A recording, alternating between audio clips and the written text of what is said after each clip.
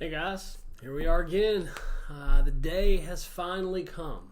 This appears to be my last video sermon from home because, as I hope you all are aware by now, the session got together this week and decided to resume in-person worship on the 24th of this week, or this month, which is next week, next Sunday. I do want to take just a moment here and seriously encourage those who are torn about returning to in-person worship. Maybe you don't feel comfortable coming back just yet, but maybe your family doesn't want you to be back just yet. Please hear me when I say it is perfectly okay to stay at home. In fact, I encourage you to do so. The same thing goes for those who fall in the quote-unquote high-risk category. Please know it is okay to stay home. Once again, it is strongly encouraged. And just because you do stay home doesn't mean you're going to miss anything. We will be recording our in-person services just like I've been doing these videos, and we're going to send them out in the exact same way. So if you've been getting these videos, these sermons, you will be getting those videos as well, those worship services. So you won't miss anything at all if you stay at home. Please know that it's okay. Your Bethel family and Jesus is still going to love you just the same. We understand. With that out of the way, this week we're looking at a passage of Scripture from the 14th chapter of John. It's actually John 14, verses 15 through 21. And it says, "If you love me, keep my commands. And I will ask the Father, and he will give you another advocate to help you and be with you forever, the Spirit of truth. The world cannot accept him because it neither sees him nor knows him, but you know him, for he lives with you and will be in you. I will not leave you as orphans. I will come to you. Before long, the world will not see me anymore. But you will see me. Because I live, you also will live. On that day, you will realize that I am in my Father, and you are in me, and I am in you. Whoever has my commands and keeps them is the one who loves me. The one who loves me will be loved by my Father, and I too will love them and show myself to them."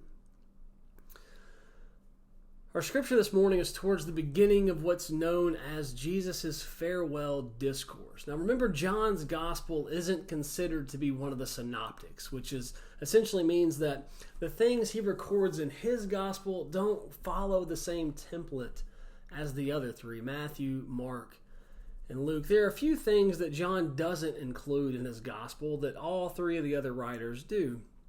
The Last Supper, for one, and there's also a few things that John does include that the other gospel writers do not include. For example, Jesus raising Lazarus from the dead, only found in John. And what all this really means for us this morning is that John's gospel really stands out from the crowd. It's very different from the synoptics, which is Matthew, Mark, and Luke. And one of those big things that makes John's gospel stand out is this farewell discourse. And in John, chapters 14 through 17 contain Jesus' last big speech to his disciples, the farewell discourse. The very first thing Jesus does in this speech is try to comfort his disciples. At this point, he knows full well what's going to happen to him. He knows his fate. Jesus knows he's going to have to endure the cross, but more than that, he knows what will come about after all that. Jesus knows what will take place even after he's been crucified, buried, and resurrected. And that's what Jesus is trying to prepare his disciples for in our passage this morning. Jesus is trying to prepare them for a time when he will no longer be with them in person. And he says, don't freak out, or at least that's my translation. He says, if you love me, continue to keep my commands. Continue to live in the way that I've taught you to live. Continue to love the way that I've shown you to love. Continue in the same way we have in my time here on this earth. And he tells them, even though I'm going to be leaving you, it doesn't mean you're going to be all alone. I'm not going to leave you as orphans. God is going to send you another advocate, another helper, the very Spirit of God that will be with you forever. Now, you may not be able to see this Spirit in the same way that you see me now, and you may not be able to touch this Spirit in the same way that you touch me now, but the Spirit of God will be with you, and it will be in you. And Jesus says, because you are here, alive and well, living and breathing, working and acting in the world, even though I'll be gone, I will still be in the world through you. So as long as you continue to keep my commands, Jesus says, continue to love the way I've shown you to love, and continue to live the way I've shown you to live, God will forever be in the world through you. God will continue to be made known in the world through anyone and everyone who loves Jesus and keeps his commands. How amazing is that?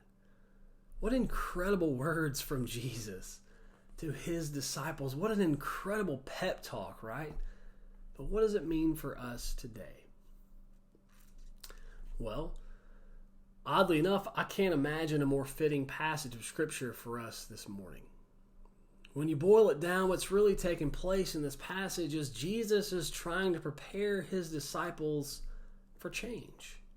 He's trying to prepare them for something different.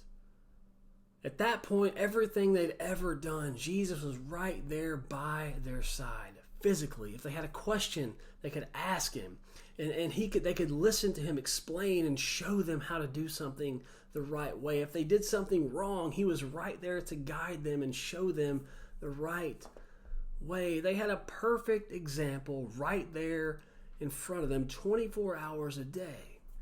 Not only did Jesus teach them with words, he also exemplified the love of God in his actions. He lived it out, and it was right there in front of them to witness day in and day out. But Jesus knew that that wouldn't always be the case. He knew that pretty soon he would be leaving them physically. And rather than them having his physical presence, they were going to have the Spirit of God with them, which is amazing, but it's different. It was very, very different than having physical Jesus right there with you every day. This was a big, big change for them. And I think what I love most about this passage is Jesus' advice to his disciples on how to deal with this monumental change. He says, I know big change is coming, but just keep doing what you're doing. Keep living the way I've taught you. Keep loving the way I've shown you. Keep doing what we've always done when I was here with you. In other words, I know that everything is going to look different for you all very soon. When I'm not with you in person, it's going to be different, but keep living the love of God into the world. And as long as you do that, God will be made known to all people forever, just like we've been doing. You and I together, keep doing that. I love that. And as I think about where we are this morning, or where we are as a church on the cusp of coming back together, on the brink of resuming in-person worship services at Bethel, I can't help but think how very, very different things are going to look for us. We know that when we get back together, it's going to be very different. It's not going to be worship as it's always been. There are going to be things that we've always done that we're no longer able to do, things that make Bethel Bethel. For example, we know we're not going to be able to hug necks and shake a ton of hands as we always have. Worship is going to look very, very different for us. Our time together is going to look different. But no matter how different things are, no matter how much things change, we are still called to be the hands and the feet of Christ in the world, just as we've always been. Regardless of what physical aspects of worship change, and there will be a lot of them, we are still called to continue to love one another the way Jesus has shown us. We are still called to continue to live the way that Jesus has taught us. And we are still called to continue in the ministry of Christ in the world. Things are going to look different. We know that. It's even going to feel different, but the ministry remains the same. The goal, the purpose remains the same. My prayer this week is that regardless of how different things look when we do get back together, regardless of who is there, who isn't there, regardless of how different things feel when we're back together, regardless of all the changes that we're going to have to endure because of this pandemic, my prayer is that we continue to be the loving and welcoming Bethel Church that we've always been. It's going to look different. I know that I've said that a lot, but it's going to be different. It's going to feel different. But may we continue to love the way Jesus has taught us forever. May we continue to love the way we always have at Bethel and even in our own lives. Through this change, through these differences, through this pandemic, may we continue to love Jesus and keep his commands. Things may be different, but the goal is still the same. Love God and love neighbor. I love you all. I miss you all. And I hope you have a great week. See you soon.